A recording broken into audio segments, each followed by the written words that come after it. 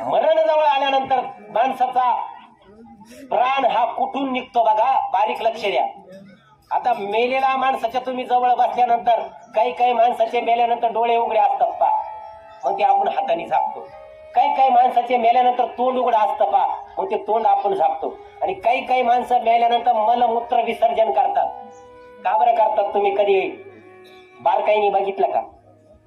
तुम्हाला मी सांगतो. जे योगी माणसं असतात, तपस्वी माणसं असतात, तप करणारे माणसं असतात, साधू संत असतात, मरणानंतर त्याचा प्राण गेल्यानंतर साधू संतांचे त्यांचा प्राण कुठून निघतो? टाळू का टाळू, डोक्याचा टाळू. आणि जे पुण्यवान माणसं असतात, नीट ऑब्झर्वेशन करा आता मेलेल्या माणसाचं. पुण्यवान माणसं असतात त्यांचे डोळे उघडे असतात, त्यांचा प्राण डोळ्यामधून जातो, त्यांचा प्राण तोंडामधून जातो. पुण्यवान माणसं म्हणून डोळे आणि तोंड उघडं असतं पा मेलेल्या माणसाचं. आणि जे पापी माणसं असतात